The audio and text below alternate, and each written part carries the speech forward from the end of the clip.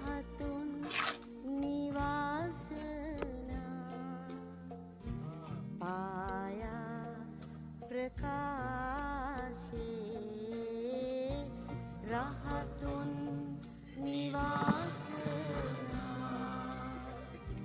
පායා ප්‍රකාශේ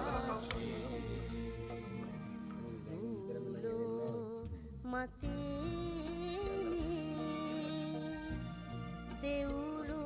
පැවාසේ දේනාමි පුරමු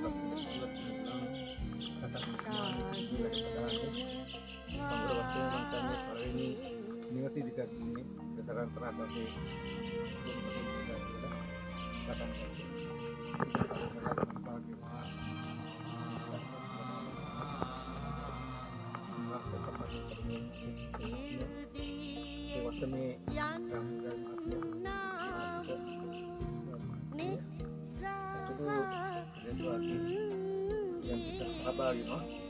jadi ඇත්තටම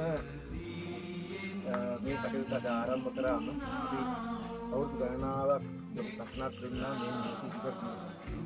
ඒක අවුරුදු 10 15ක් ඒකවල ආර්ථික අපහසුතාවයක් ලෝකහව නිවසක් හදාගන්න දුන්නෝ ඒ බාධකයත් එක්ක කොහොමද නිවසක් හදලා දෙන්න ඕන කියලා ලොකු සටනක් දියත් කරා ඒකේ අවසන් ප්‍රතිඵලය තමයි මම දැන් අදවගේ මේ නිවස ඉදි කරගෙන සඳහා රාජ්‍ය අනුග්‍රහය දැලක් හිතනයිලෝ මේ නිවස හදාගැනීමේ වැඩ කටයුතු ආරම්භ කරා. ඉතින් ලක්ෂ